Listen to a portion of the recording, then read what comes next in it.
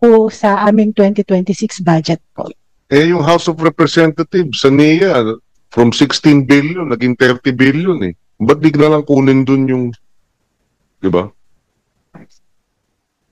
NIA. NIA. Meron din ng NIA.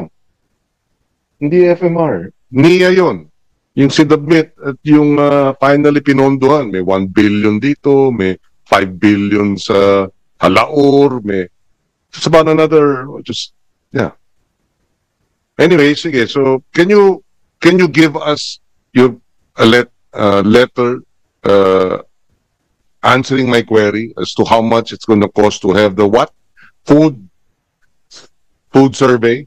Yes, sir, we will provide the proposal, sir. Yes, please.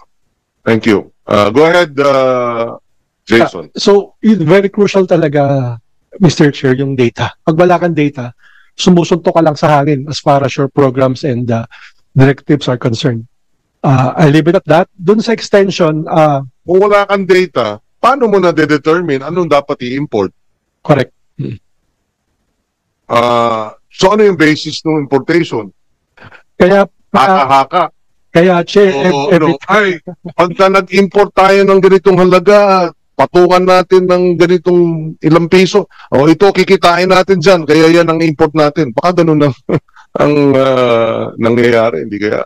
Kaya, Chair, taon-taon nag-aaway kami sa Tariff Commission kasi ibang data ng NEDA, ibang data namin. In fact, sa per capita consumption, crucial.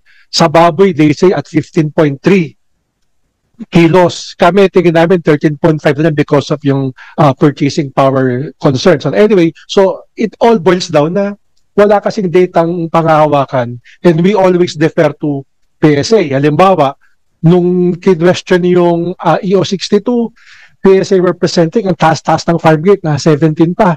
Sabi namin 13 na lang eh. Again, stalled dun because in deference sa PSA kasi yung survey nila sa farm gate hindi timely, hindi accurate. It's 2 months delayed. So when they present it, tapos na, 17 sa arena, pero sa baba, it's down to 12, it's down to 10. So, yun siguro kailangan din i-sort out with PSA as far as methodology kasi lumalabas yung survey nila a few weeks after. So, hindi siya, ano bang tawag doon? Very accurate na crucial in policy direction. So, I will raise this plenary debates ng budget ng DepDev. PSA is under the DepDev, di ba? Yes, sir. So, I will raise that. Bakit? Yung inyong, what do you call it again? Food Consumption Poll Survey. No, it's a survey on food demand, sir. Survey on? Food demand. So, Yeah, food demand. Sir, also the FNRI, sir, also conduct a survey related to consumption. Iba pa yun? Yes, sir. And the FNRI is under? The DOST, sir. The food basket. Yes. Sila ba yung nagsabi nung 21 pesos per meal? No, sir. PSA. Sir, Pero wala. Sabi ninyo, October, ilalabas na ninyo. Wala pa? yung sa poverty, sir. Oh. We are still preparing, sir. We will provide your officer if it's ready for dissemination. Yes, please. Huh? Sir, with regards to the data, sir, the PSA conducts a survey on a monthly basis. For the palay, sir, for the production price of palay, it is conducted on a bi-monthly basis. So we have the first phase and the second phase. Kasabay po ito ng pag-conduct namin ng information related to CPI. So yung pong palay, sir, because of the directive from the Malacanang, medyo early na po yung release ng farm gate price. So it is 5 days after the reference month po. Okay. Nice to hear. Anyway, thank you. Going back sa extension, the way it was presented ng ATI, it's top heavy. So maganda yung plano. Pero when you look at yung sa dulo nila, ano yung mga proposals, these are again targeted based on budget. So, from experience, hindi talaga nagre-reflect kung ano talaga yung pangangailangan ng ground. lalo nung nagkaroon ng RCEP, Mr. Chair, nung nagkaroon ng RCEP, they had budget for trainings ang ATI. So, parang nagiging groceries lang siya ng to fulfill the requirements dahil may budget sila. We've been asking people, ito ba talaga yung kailangan nila ng mga farmers, rice farmers? Unfortunately, yung decisions are coming from ATI, hindi bumababa sa mga communities kung ano ba talaga yung needs nila. So, kailangan i-address yan if we are revising RTL, dapat maging malinaw. Paano yung, kasi unless babagay natin appropriations, may budget talaga ang ATI as far as trainings are concerned. So, kailangan din masilip natin, Chair, paano magre-reflect, hopefully, yung trainings doon sa pangailangan ng ating mga rice farmers on the ground. Same with PhilMec. With that point, with your point, we will still have the technical working group, no, on the amendments to the RTL, and that should be included, no. Yung i-review natin, ito bang nakasabi sa batas na ang required budget, yan ba talaga? Diba? Or are there other interventions now, given since 2019 pa yun?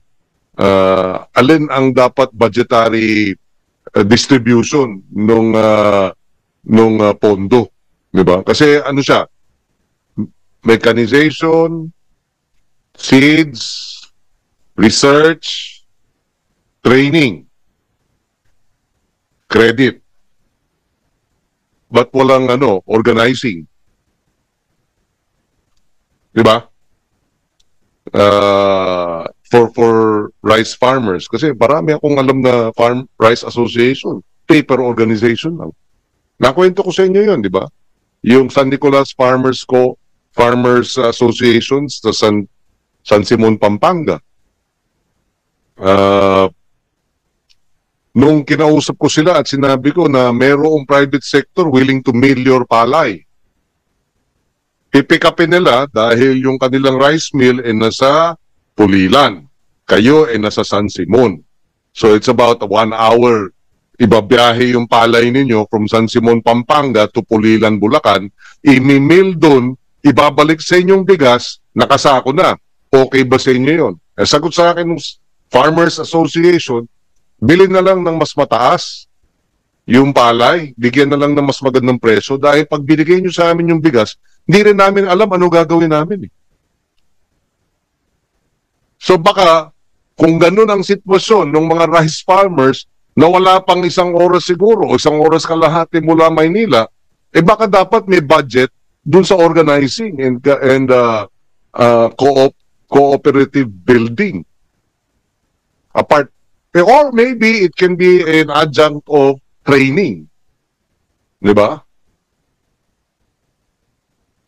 Yes. Can you submit to us, ma'am, ano yung programs on training that have been funded? No? Ano yung module niya? Yes, sir. We can provide you. Because my interest there is San Nicolas should have some support for them to build their capacity as rice farmers. And that should be from the RCEF. Kasi how can you say that they're competitive when they have no ability to mill the rice, and even assuming that they now have the support of a miller to mill it for them, wala rin silang capacity na to bring their produce to the market. Diba? Go ahead.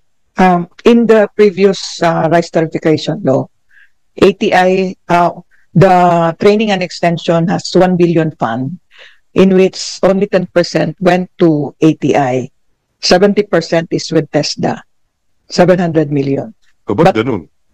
Because the law said so. Yes. But in the amended,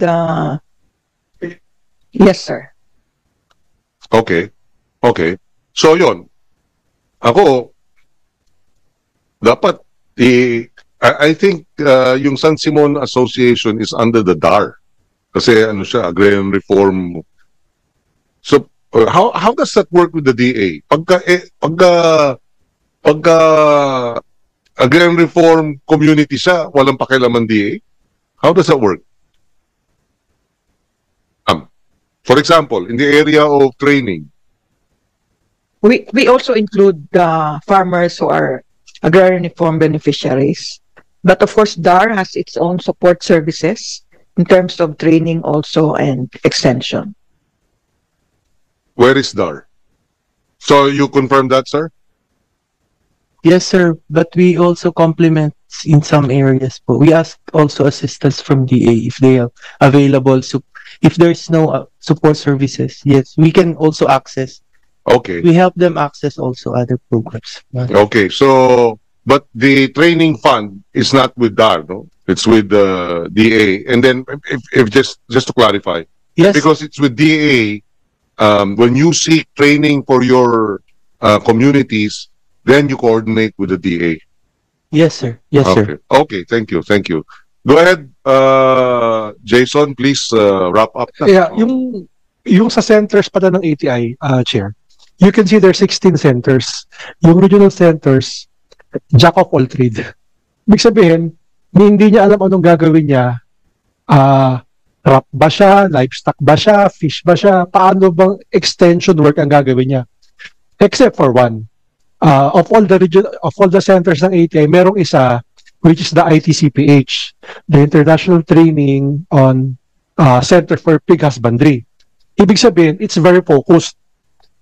It works kasi focused yung kanyang mandate. Ang trabaho niya, magturo sa mga magbababoy, from breeding, etc. hanggang dulo. Before you proceed, the chair acknowledges the presence of Senator Bam Aquino and that we now have a quorum, and therefore this is now a public hearing. We are transforming the meeting to a public hearing because of the presence of a quorum. So ordered. Please proceed. Thank you, Senator Bam. You might want to provide. Well, you already have provided the quorum. Go ahead. Sige pa, mabuti na si Senator Bam. So, merong isang center ng ATI is really focused. Talagang meron siyang doable, may target siya. So, at the end of the day, kaya mong ma-measure kung yung kanyang success. And successful din siya because private sector is supporting yung effort nung ITCPH sa center. Where is this? Sorry. In Lipa, Chair. Okay. It's in Lipa. Region 4A. Yeah.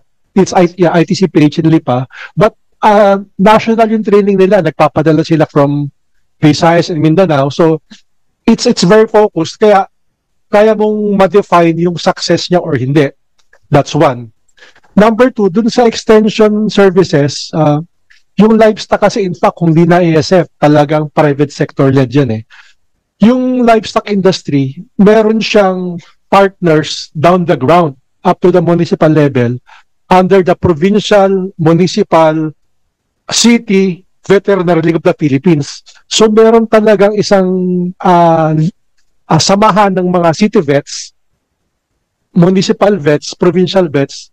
Ito yung hindi inaabot ng central office. So may central office ka, which is by NMIS, you do the central work, line work, pero sa baba, meron siyang coordination through this league.